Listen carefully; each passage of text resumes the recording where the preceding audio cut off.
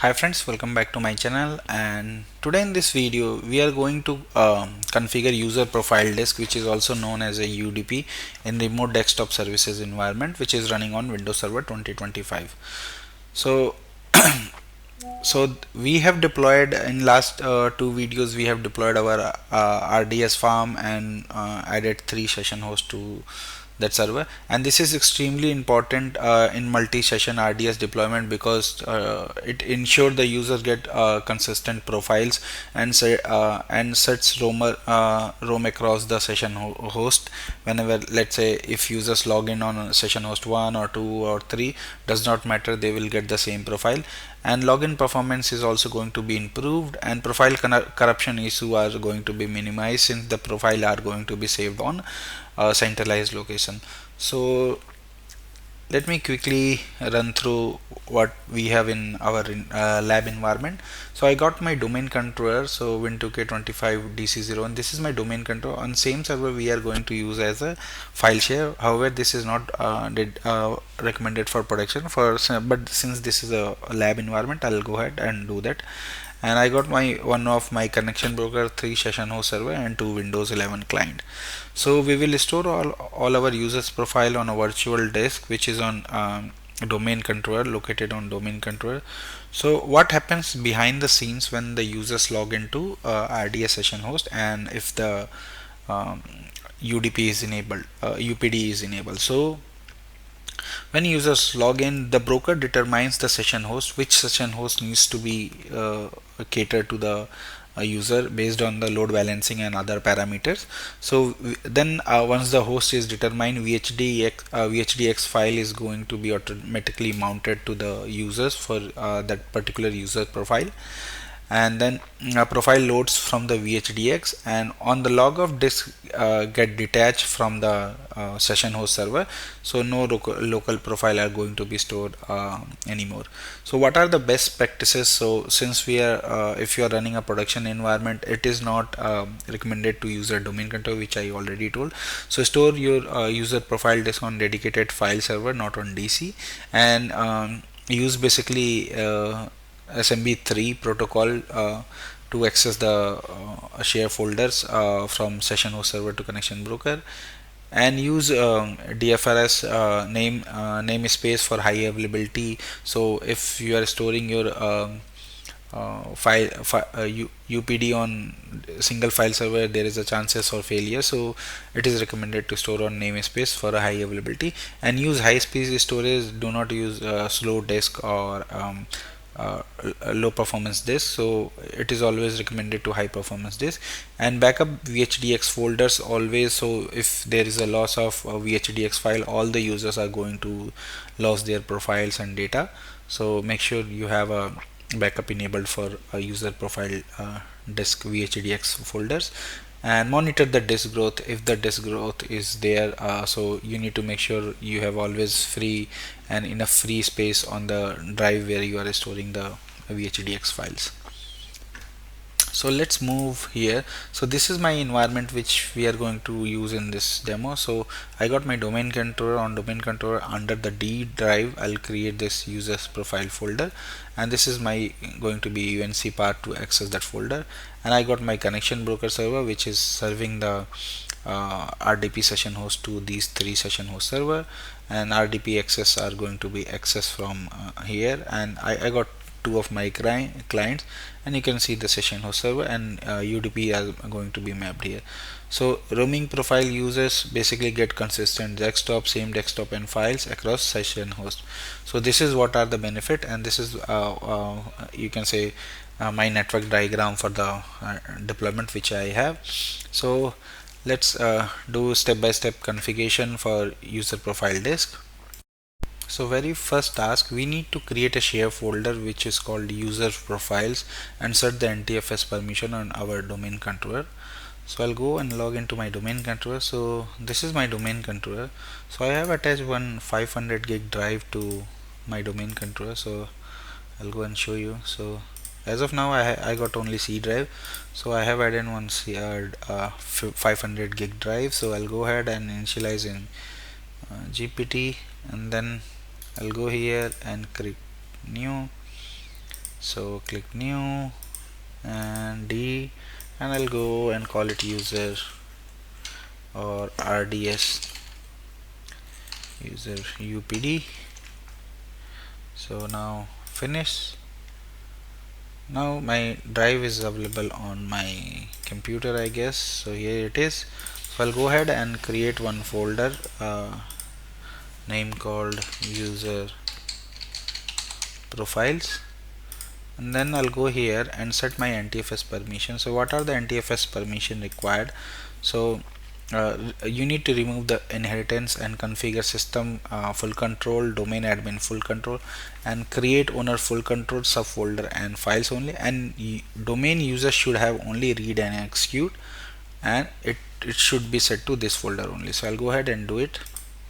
So here I'll go to security and advanced. So I'll disable first inheritance, so and convert inheritance to explicit permission. And here if you see here, I'll go ahead and remove these users.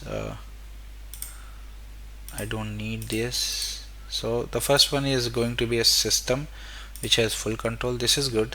So I'll add domain admin, my domain admin's full control, so they can do administration if required. So here full control, okay, and then apply.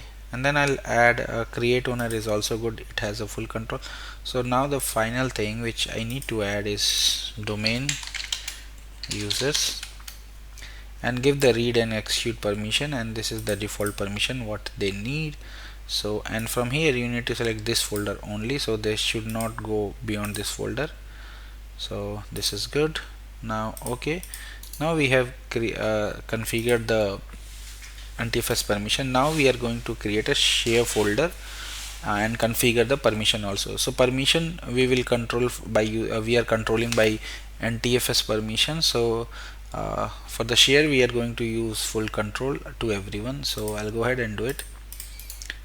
So go to properties again, go to sharing, advanced sharing, enable, and put dollar, so that this share folder is got hidden. So in permission I'll go and give full control.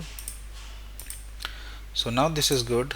Now the next thing, we need to validate the newly created share folder is accessible from all session host server by using this UNC path. So I'll go ahead and copy this UNC path. So now I'll try to run first from the DC itself. So I'm able to access, so this looks good. So now I'll go and my rds1. So this is very important. So you need to make sure the share folder are accessible. So rds1, and I got my rds2 here. So rds admin, and this is 3, host number 3. So you need to make sure this testing is completed successfully. So now if I go to run, just try to access this folder. So I'm able to access this folder. So this is good from session host 1. I'll do it from session host 2 now. So session host 2 is also good. And now the final host, which we have session host 3. So session host 3 also able to access. So this is good. Now we will go in our collection which we have already created in first video and enable the user profile disk on for RDS. So this is good. Now go to our RDS connection broker server and remote desktop services. You will see this is my collection which we have created, and I'll go in properties of my collection, edit properties, and here I'll go to user profile disk, and I'll go ahead and enable this, put the share folder path, and I'll give 10 gig. And here you have an option to do a advanced customization for user profile. So if you want to store anything specific, you can do that also, but however it is recommended to store all user setting and data on user profile disk. So since user can move from one session host to another session host, and they need all their data. So just click on apply,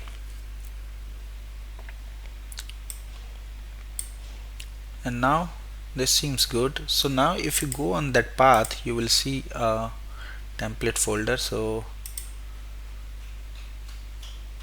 uh, I'm on my DC and user profile. You will see a user VHD template folder is VHDX basically created. So this is good. Now to test it, uh, this is the final task where we need to perform a testing and validation for user profile disk by user login. So I'll go ahead on my RDS1. So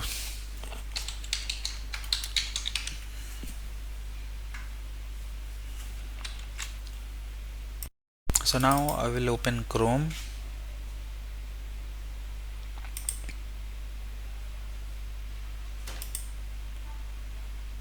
So now I got my RDS web access. I'll click there, and now I'll type my password for this user, and let's download this RDP file, and let's now try to connect.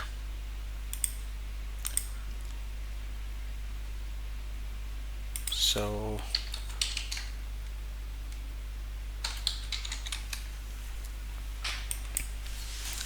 now this will load the profile. So let's verify where my session is going to be created.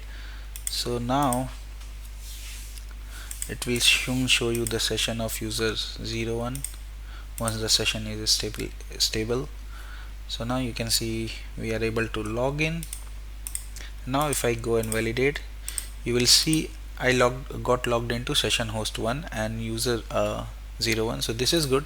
Now if I go to session host 1, you will see this one disk is created on that share folder.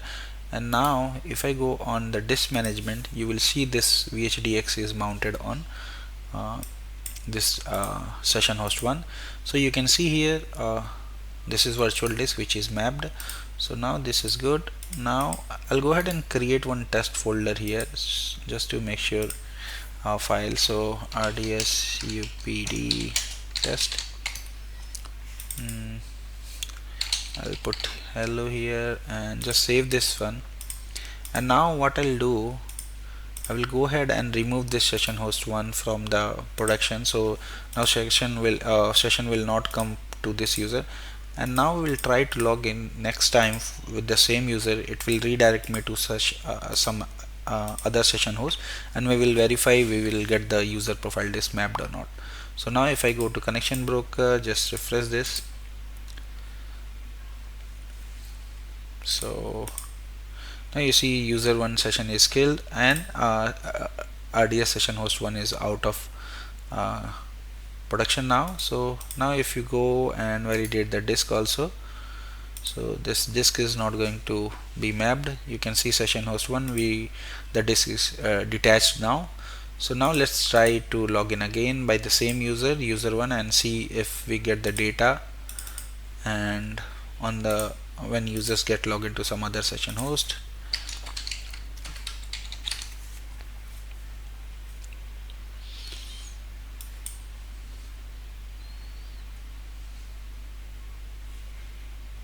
So in the backend, basically connection broker is determining which session host server this user session will go. So now you can see the session is successfully established. Now if I go here, just refresh this time I'm getting session on my session host 2, and this is good. Now if I go and see my file which I created is visible here, so this is good. And now let's verify the disk mapping on session host 2. So I'm on session host 2, you can see here session host 2, and if I go to disk management, you will see that virtual disk is mapped here. So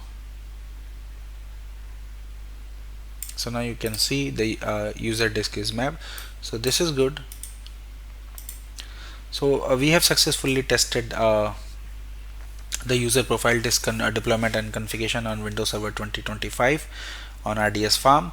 So basically, what are the common issues? Like access denied issue you will see when the NTFS permission has some problem, profile not loading, share path is incorrect, slow logins, basically storage performance issue, and dislogged user session got logged out properly. So these are the some common issues.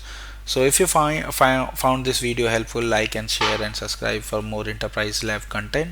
So thank you for watching. Please subscribe me for more videos, and if you have any query, any question related to this, you can post me on my given mail IDs. Thank you once again. Bye bye.